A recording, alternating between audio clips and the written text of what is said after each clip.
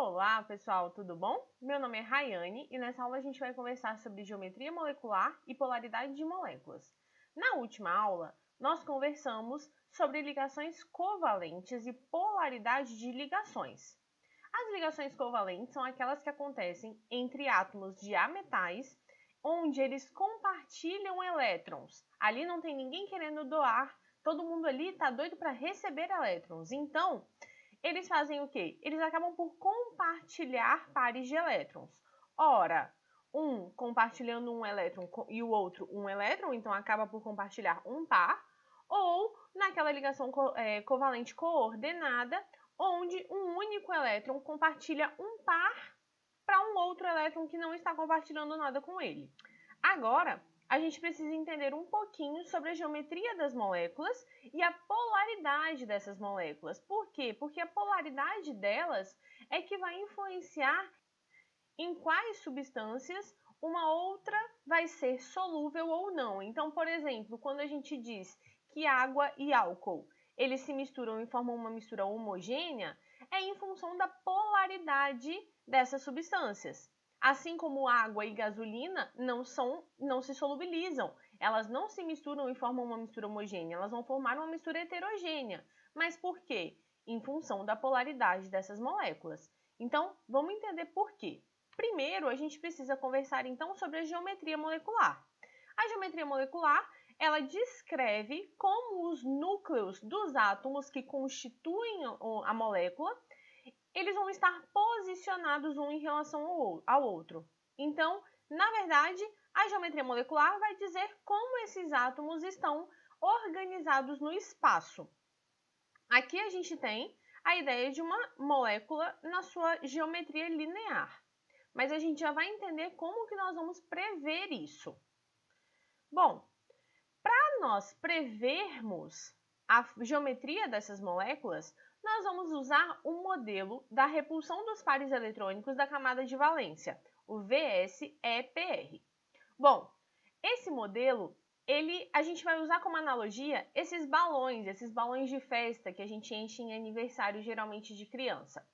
O que nós temos aqui? Quando nós enchemos dois balões, nós podemos ver aqui que eles ficam de costas para o outro. Então, eles vão ficar na sua posição mais distante um do outro.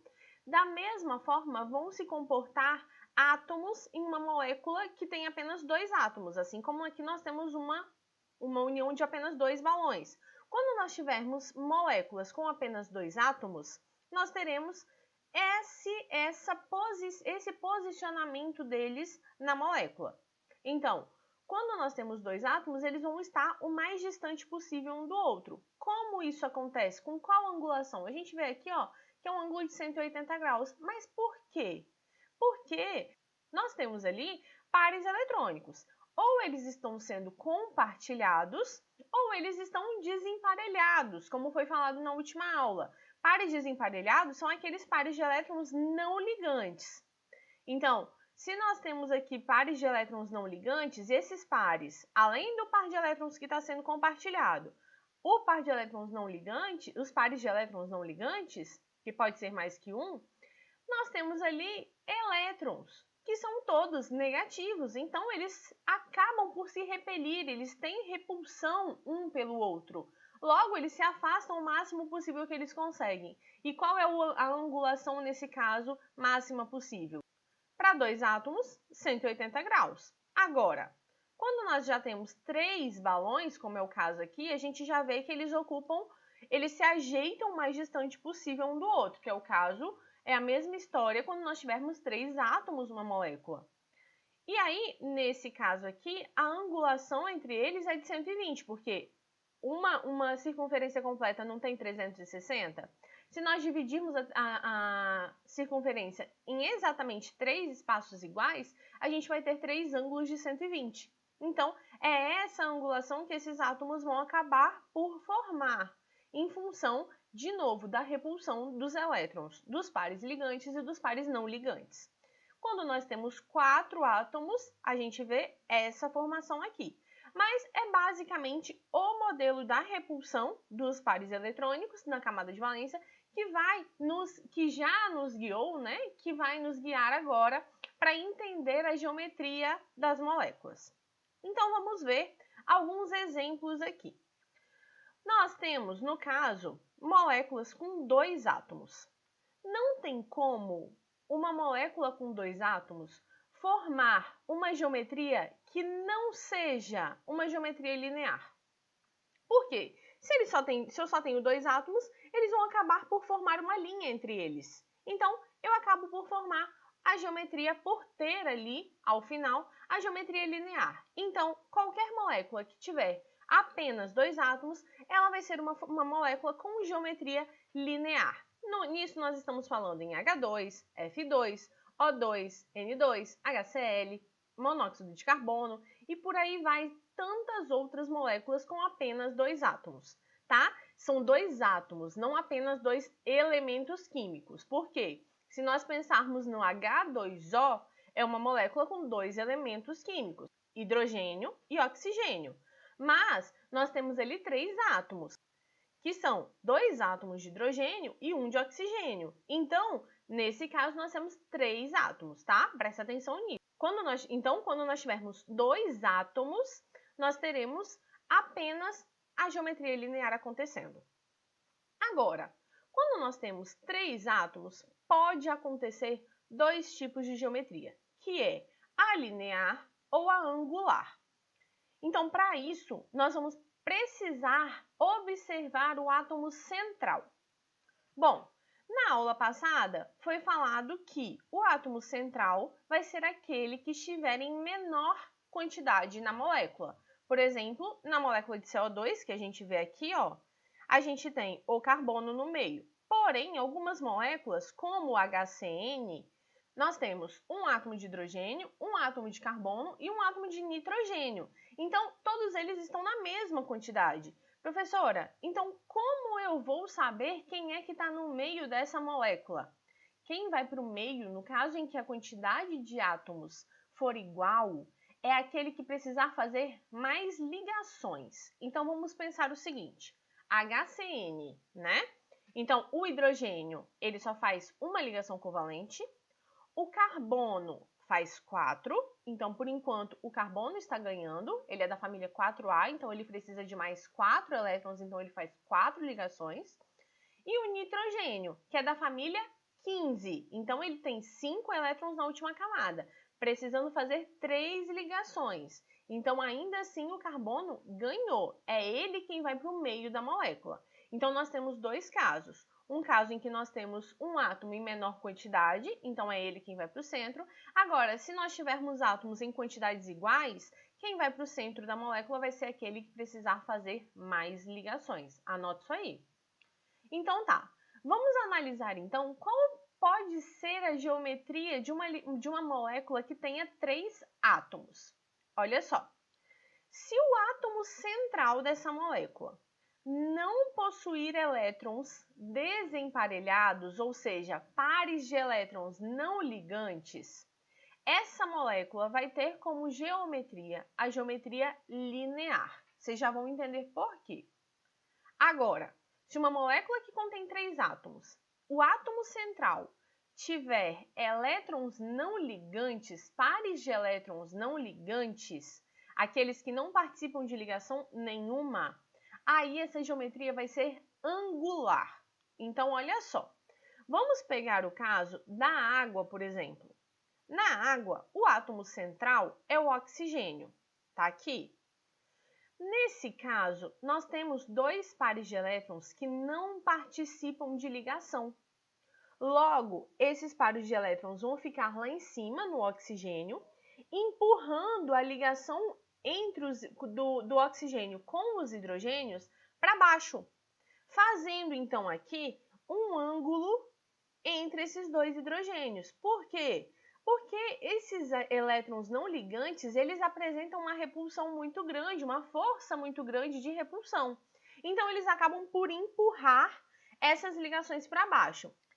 A mesma coisa acontece nessa molécula aqui, ó, NOCl. Vamos pensar aqui.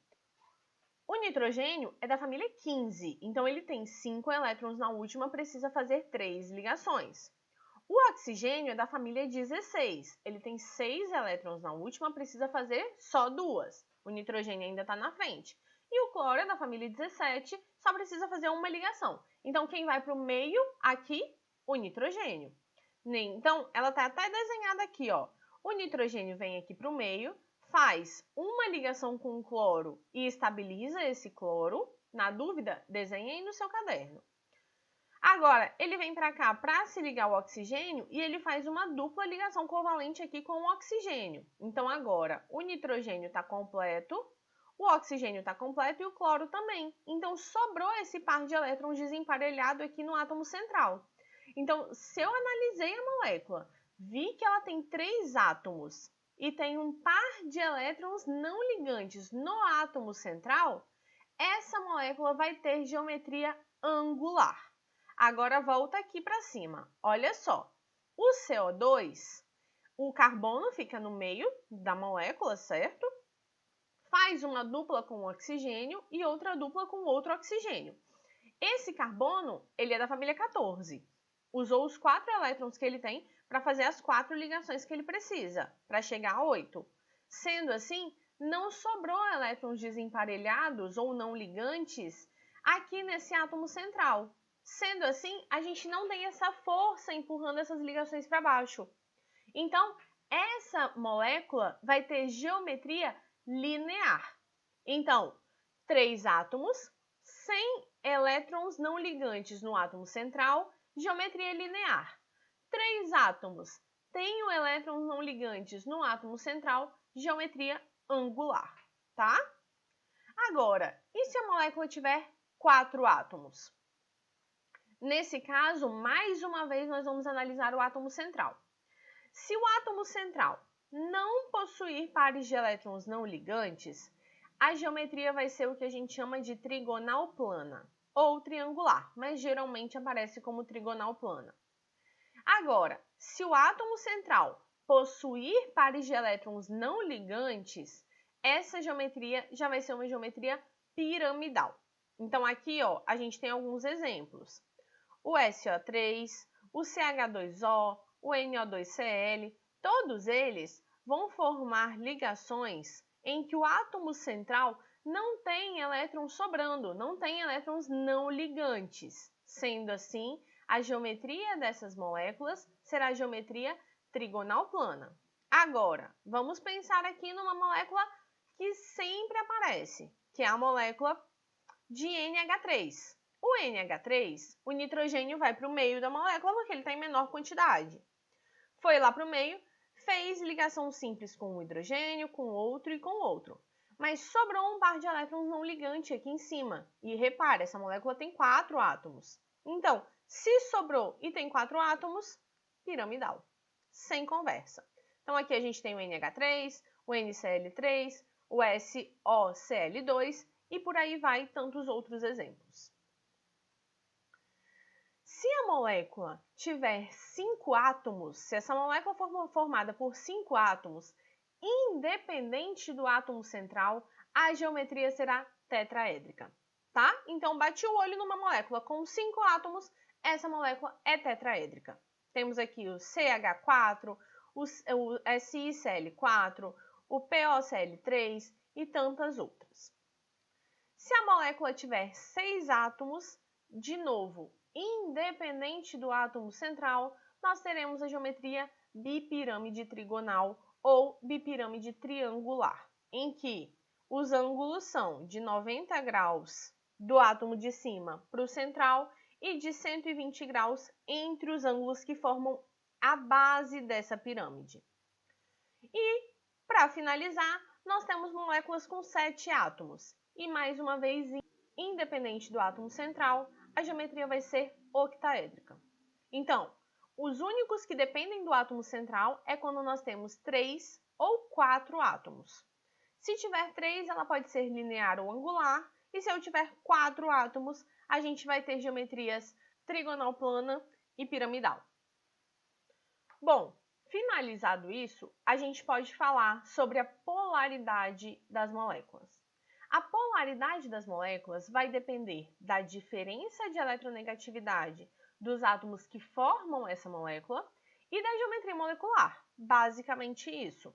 Mas a gente vai precisar usar uma tática usada lá na física, que é a soma de vetores. E a gente já vai entender por quê. Mas só relembrando, aqui a gente vai precisar analisar qual é o vetor resultante, uma vez que a gente tem mais de um átomo formando as moléculas. Então, a gente tem aqui alguns exemplos, onde nós temos dois vetores e a resultante é essa rosa, logo, uma resultante não nula. Aqui já nós temos dois vetores com a mesma direção, mas sentidos opostos e mesmo módulo, logo, essa resultante é uma resultante nula e por aí vai. Então, a soma de vetores é idêntica ao que a gente vê lá na física, para fazer soma de vetores de velocidade ou de força e por aí vai. Aqui na química, a gente usa soma de vetores, uma vez que o vetor que a gente tem aqui é o vetor momento dipolo, ou o momento dipolar, que é representado por esse mizinho aqui, com a seta em cima, uma vez que ele é um vetor. O vetor momento dipolo é aquele que representa a polarização de uma ligação covalente. E a gente sabe que a polarização de uma ligação covalente depende da eletronegatividade dos átomos que estão participando daquela ligação. Então, as ligações apolares, elas vão possuir esse vetor momento dipolo nulo, uma vez que, como elas não têm diferença de eletronegatividade, nós temos uma ligação apolar. Então, só como exemplo aqui, uma ligação entre o hidrogênio e o flúor, a gente sabe que é uma ligação polar, uma vez que o flúor é mais eletronegativo que o hidrogênio. Então, esse vetor momento dipolo, ele vai no sentido do flúor, uma vez que ele é mais eletronegativo. E nós temos o vetor momento dipolo diferente de zero, uma vez que ele é não nulo. Agora, a ligação entre dois hidrogênios apresenta vetor momento dipolo igual a zero, ou seja, um vetor nulo. Por quê? Os dois hidrogênios têm a mesma força. Então, se eles estão puxando na mesma direção em sentidos opostos com o mesmo módulo, a gente tem esses vetores se anulando. Então, aqui a gente não tem uma seta representando essa ligação, uma vez que essa ligação é uma ligação apolar. Com isso, a gente pode determinar se as moléculas são polares e apolares. Então, presta atenção. Na aula passada, nós falamos de ligação polar e apolar. Agora, a gente está falando em molécula polar e apolar. São coisas bem diferentes. A ligação ajuda a gente a determinar se a molécula é polar ou apolar, tá? Então, a soma dos vetores das ligações polares de uma molécula é que vai determinar se essa molécula é polar ou apolar. Se a soma dos vetores for nula, essa molécula é apolar, ela não possui polos. Se a soma desses vetores for diferente de zero, ou seja, não nula, essa molécula vai ser uma molécula polar. Vamos entender isso usando exemplos.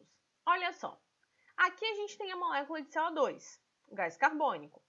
Nesse caso, a molécula é uma molécula linear, uma vez que o átomo central, nós temos uma molécula com 3 átomos, mas o átomo central não tem elétrons desemparelhados, ou seja, elétrons não ligantes. Então, essa molécula é uma molécula linear.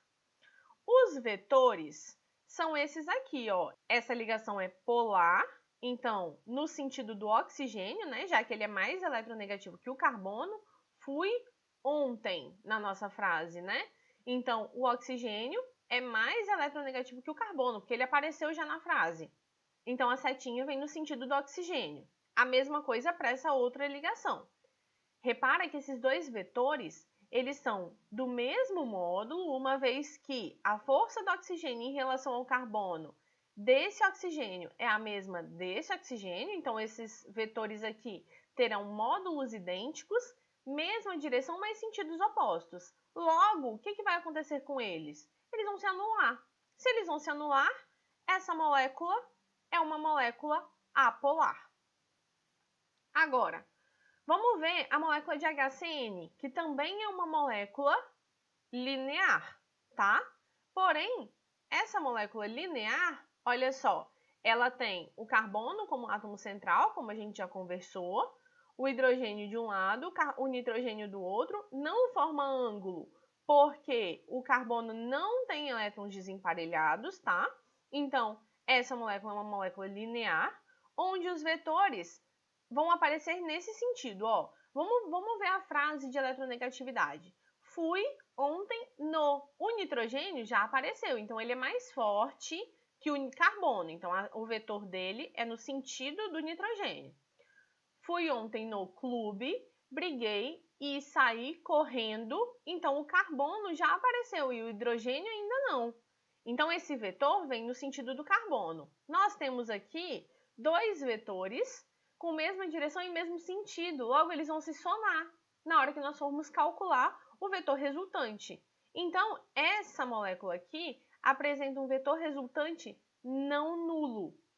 Esses vetores eles não se cancelam, então o momento dipolar ele vai ser diferente de zero. Ou seja, a gente vai formar um polo negativo, os elétrons estão mais concentrados do lado direito dessa molécula. Então, a gente tem um polo sendo formado desse lado. Então, essa molécula é uma molécula polar. Temos aqui como exemplo também a água. A água, nós já vimos que é uma molécula com geometria angular, porque o oxigênio tem elétrons desemparelhados, elétrons não ligantes. Então, ele vai formar um ângulo entre essas ligações do oxigênio com o hidrogênio. Beleza. Vamos analisar os vetores. Olha só, fui ontem, né? Então, o oxigênio já apareceu na nossa frase. A setinha vai no sentido do oxigênio, ó. As duas. Então, o vetor resultante é esse vetor rosinha aqui. Essas ligações aqui não estão se anulando, mas tem um porém também. Além disso, nós temos dois pares de elétrons aqui em cima com muita negatividade em cima desse oxigênio. Com isso, além de eu ter os elétrons do hidrogênio sendo puxados no sentido do oxigênio, os elétrons que estão sendo compartilhados entre o oxigênio e o hidrogênio estão sendo muito atraídos pelo oxigênio. Além disso, ele já tem uma carga negativa aqui em cima dos elétrons não emparelhados. Logo, eu formo uma nuvem eletrônica aqui em cima e aqui embaixo eu fico com uma nuvem mais positiva, na verdade menos negativa, né? Aqui em volta dos hidrogênios. Com isso, essa molécula é bastante polar, tá? Vamos ver um outro exemplo. A amônia, que foi o que eu comentei anteriormente, onde o nitrogênio é o átomo central e os hidrogênios estão ali embaixo, uma vez que o nitrogênio também tem um par de elétrons não ligantes ali em cima. Lembra? Então, vamos analisar os vetores. Nesse caso, mais uma vez, ó, fui ontem no. O nitrogênio já apareceu. Então, o que a gente vai ter aqui, ó? Nós vamos ter aqui os três vetores apontando no sentido do nitrogênio, ó, os três. Logo, o vetor resultante é esse vetor aqui, rosinha. Então, a gente tem um momento dipolo não nulo.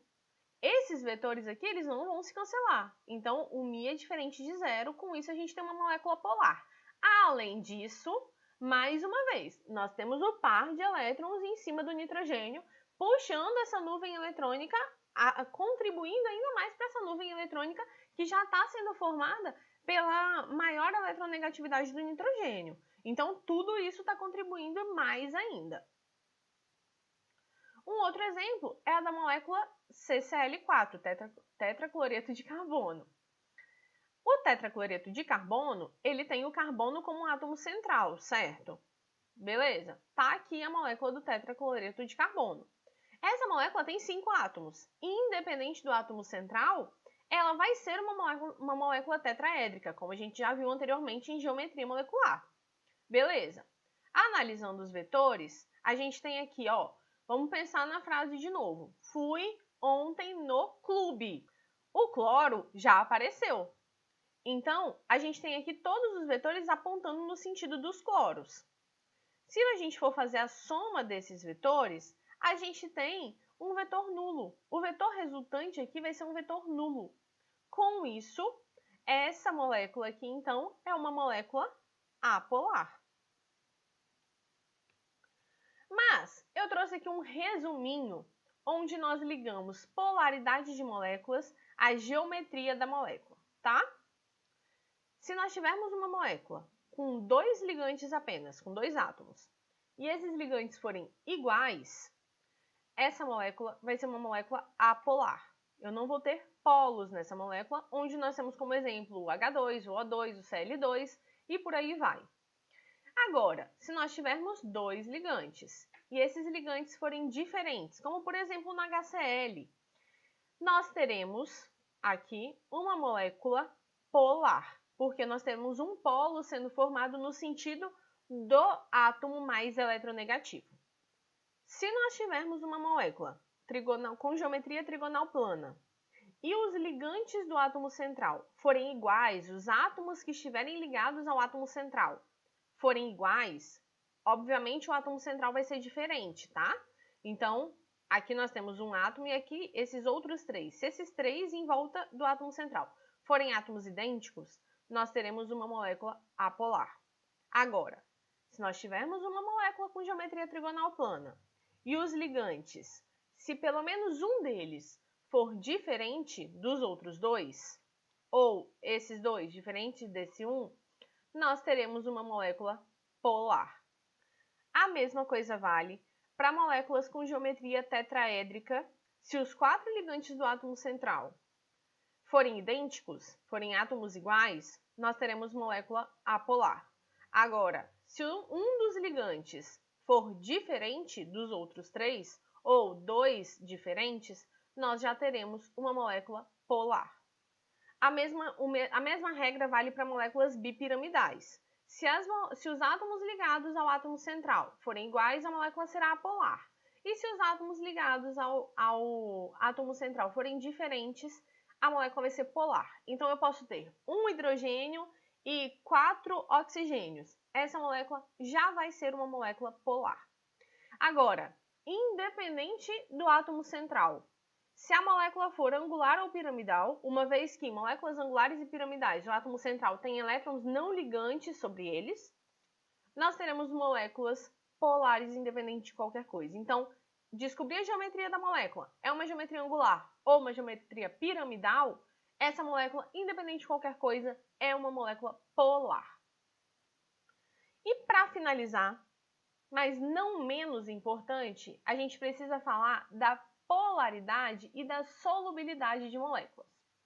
Bom, para isso nós temos uma regrinha, onde nós dizemos que semelhante dissolve semelhante. Então, se nós tivermos uma molécula, uma substância polar, ela vai tender a se dissolver em uma outra molécula polar. E se nós tivermos uma molécula apolar, ela vai tender a se dissolver numa molécula apolar. Isso não é regra, tá? Nós podemos ter várias exceções. E como nós vamos descobrir se isso é realmente verdade? Fazendo experimentos. Mas, então, como nós não temos como fazer todos os experimentos, nós não temos acesso a todas as substâncias conhecidas no mundo, a gente vai usar essa regrinha para determinar, para estimar se uma molécula vai ser solúvel ou não em outra, se uma substância vai ser solúvel ou não em outra.